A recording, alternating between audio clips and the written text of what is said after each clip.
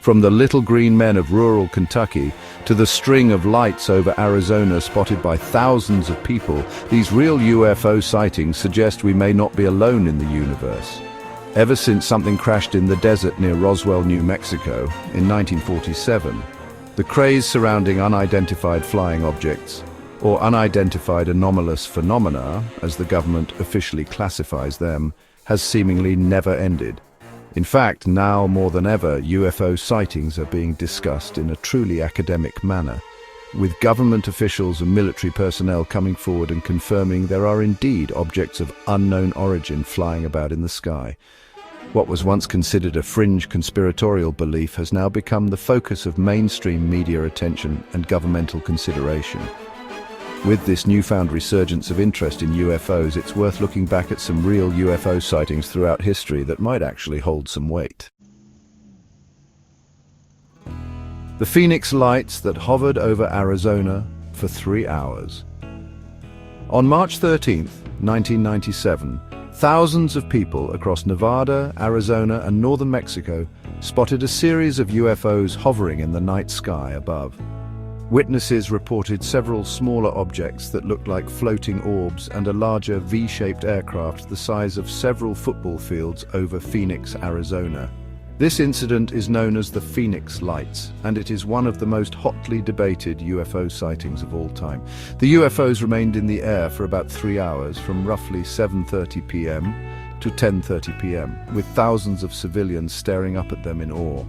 Pilots in the region also reported what they were seeing to air traffic controllers, but none of them saw anything out of the ordinary on their radars. Some estimates claimed the larger UFO was roughly the size of 3 football fields, but others believed it was more than a mile long. A 31-year-old man named Dana Valentine saw the Phoenix lights from his backyard and called his father, an aeronautics engineer, outside to see them. The two watched as the V-shaped craft passed them by, hovering just 500 feet above. We could see the outline of a mass behind the lights, but you couldn't actually see the mass. It was more like a grey distortion of the night sky, wavy. I don't know exactly what it was, but I know it's not a technology the public has heard of before. Another witness, 54-year-old Tim Lay, claimed he also saw the lights. Like Valentine, Lay said, you couldn't actually see the object. All you could see was the outline, as though something was blotting out the stars. Despite the high number of witnesses, the US government was quick to try and discredit their testimonies. Officials claimed the orbs were nothing more than flares deployed as part of a military exercise. And then Arizona Governor Fife Symington III initially mocked the public's concerns, unveiling someone dressed as an alien at a press conference. However, Symington would later say that he too had seen the objects and believed they were not of this world. And the Cache Landrum UFO incident that caused radiation poisoning in witnesses. One of the most significant issues regarding the credibility of UFO sightings is often a lack of proof. Photographs and videos are fantastic when available, but skeptics are quick to disregard these as evidence. In the modern age, it is especially easy to fake or alter images, further complicating any claims of authenticity. However, the Cache Landrum UFO incident is notable because its evidence could not have been faked. The witnesses had nothing to gain from their story and much to lose. Around 9 p.m., Betty Cache, Vicky Landrum, and Landrum's 7-year-old grandson Colby were driving near Houston, Texas, when they spotted something in the sky above them. At first, they thought they were seeing a helicopter or perhaps a low-flying plane. After all, there were airfields in the area. But the object didn't look like anything they had ever seen. For starters, it was massive and shaped like a diamond, and it occasionally sent out flames toward the road below. Cache felt a mix of fear and fascination as she pulled the car over to the side of the road and exited the vehicle. Suddenly, black helicopters surrounded the UFO. They seemed to rush in from all directions. It seemed like they were trying to encircle the thing. The flames put out by the UFO were allegedly so hot they made the car impossible to touch. But that's not all. Almost immediately, the witnesses began to experience severe health complications. All 3 suffered from nausea, vomiting, diarrhea, weakness, burning eyes, and pain similar to a sunburn. Betty Cash's symptoms continued to worsen over the next few days.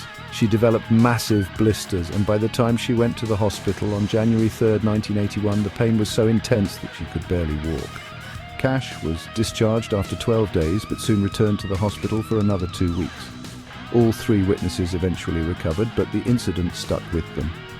Initial reports chalked their illness up to ionizing radiation syndrome, but experts later claimed that if they had indeed been suffering from radiation poisoning, the dose would have been lethal based on the symptoms they displayed. Meanwhile, skeptics have pointed to the possibility that the entire event was a case of Munchausen syndrome, a psychiatric condition in which someone fakes a disease. The burn patterns on Betty Cash's arms, for instance, were distinctly round in a way that radiation burns wouldn't be. Her medical records have also never been released. Critics argue that this is to avoid any mention of the term Munchausen syndrome, although that is just as much a theory as the actual UFO sighting itself. The aerial school UFO phenomenon when dozens of children claimed they met aliens. On September 16, 1994, dozens of students at the aerial school in Rua, Zimbabwe, returned home frightened and mystified. When questioned by their parents, the children said they had seen something strange outside. At least one silver craft landed in a nearby field, and odd-looking men with large dark eyes emerged. The students claimed the creatures spoke to them telepathically and showed them visions of the devastation Earth could face if humanity continued to damage the environment. They also said the men moved in slow motion and could seemingly teleport. The incident became known as the aerial school phenomenon.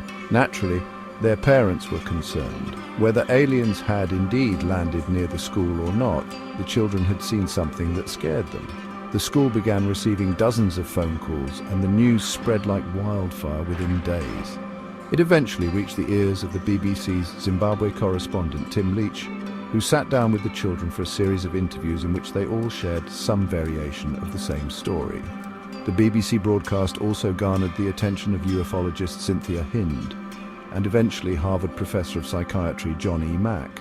Mack decided to visit the aerial school and speak to the children. They told him of the strange men's message that pollution mustn't be. To this day, many of the former students have gone on record reaffirming that what they told Leach and Mack nearly 30 years ago was true. On August 21, 1955, Billy Ray Taylor of Pennsylvania was visiting his friend Elmer Lucky Sutton at his farmhouse in the small town of Kelly, Kentucky. Taylor stepped outside to gather water from the well when he saw something real bright. With an exhaust, all the colors of the rainbow hovering in the sky above him. He ran back inside to tell the others, including his wife and Sutton's family, that he had just seen a UFO. At first the others laughed it off, but then the dogs started barking. Someone or something was coming toward the house. The terrified group gathered in the farmhouse and looked outside to find what they described as small goblin-like creatures with round, oversized heads and long arms with talons that nearly touched the ground. They said the creatures' eyes glowed with a yellowish light and their bodies shined like silver metal. The little silver men, as they came to be known, continued to approach the farmhouse. And that's when the men inside started shooting. After a battle that lasted hours, the Suttons and the Taylors fled the property and made their way to the police station in nearby Hopkinsville. They seemed genuinely frightened when they arrived. One member of the group even had a pulse of 140 beats per minute, as Police Chief Russell Greenwell noted at the time. These aren't the kind of people who normally run to the police for help. Investigators never found any evidence of aliens, though. Soon enough, the story spread throughout the small town, and the Suttons were ostracized from the community and forced to abandon their home to escape the ridicule. Although they were described at the time as Little Silver Men, the term Little Green Men was the one that stuck, and it came as a result of the Kelly-Hopkinsville encounter. On April 6, 1966, more than 300 children and staff at Westall High School in Melbourne, Australia, witnessed a round silver object about the size of a car hovering near the school. Per a report from news.com, Ocoma physicist James E. MacDonald later interviewed Andrew Greenwood, a science teacher from the school, about the incident. Greenwood explained that 5 planes surrounded the object as onlookers watched from below. He called it the most amazing flying he had ever seen in his life. The planes were doing everything possible to approach the object, and he said how they all avoided collision he will never know. As the aircraft tried to approach it, the UFO would accelerate at different rates, sometimes quickly, sometimes slowly, before coming to a complete stop, only to continue its erratic acceleration. The cat and mouse game lasted nearly 20 minutes while around 350 students and staff watched. Then the UFO suddenly flew off, and the school's headmaster told everyone to return to class. MacDonald said the headmaster then informed the children they would be severely punished if they discussed what they saw. He also threatened the staff, saying they would lose their jobs if they mentioned it at all. Later, several witnesses claimed that men in black suits visited them and warned them against speaking about the incident. Despite this, Greenwood said he tried to talk to other staff about what they'd seen, but they refused to say anything. One student eventually spoke with Greenwood about it, but a half hour later, when he broached the subject again, she wouldn't say a word.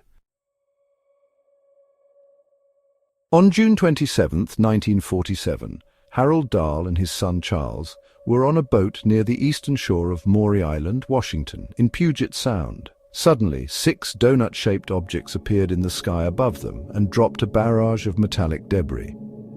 Dahl had his camera with him and managed to snap a few photographs of the strange flying craft, but as soon as they appeared, they were gone. When Dahl and his son returned to shore, he showed the photographs to his supervisor, Fred Chrisman. Skeptical, Chrisman investigated the scene for himself and allegedly also saw one of the flying objects hovering above. Before he could share the story or photographs, however, Dahl received an unexpected visitor. The next morning, he said a man in a black suit came to him. The man described Dahl's own experience to him in scarily accurate detail, warning him that if he spoke about what happened, he would suffer the consequences. Dahl and Chrisman would later come out and say that their experience was a hoax, but it was the first time anyone had actually mentioned the eponymous figures known as the Men in Black, members of a shadowy, quasi-governmental organization who appear in a number of real sightings of UFOs. The Men in Black showed up again in the story of Albert K. Bender, a UFO fanatic who published the short-lived magazine Space Review, which covered all manner of strange aerial phenomena. In one 1953 edition of Space Review, Bender also claimed to have been visited by 3 men wearing dark suits who allegedly demanded that he stop publishing information about UFOs. That same year, Bender shut down his magazine entirely. He later shared his story with author Gray Barker, who published a collection of stories about the Men in Black in his 1956 book, They Knew Too Much About Flying Saucers. Since then, alleged encounters with the Men in Black have been a staple of real UFO sightings. Around 3 a.m. on December 26, 1980, soldiers stationed at an Air Force base near Rendlesham Forest in Suffolk, England, reportedly witnessed a bizarre UFO. 2 security patrolmen near the eastern gate of Royal Air Force Woodbridge saw lights in the forest. The patrolmen requested permission to investigate what they believed to be a downed aircraft, and a third man joined them to search for the plane. That was when they encountered a strange glowing object in the forest. When they approached, they found a metallic triangular UFO that was about 10 feet across and 6 feet high. In a report known as the Holt Memo, Lieutenant Colonel Charles Holt recounted the experience. It illuminated the entire forest with a white light. The object itself had a pulsing red light on top and a banks of blue lights underneath. The object was hovering or on legs. As the patrolman approached the object, it maneuvered through the trees and disappeared.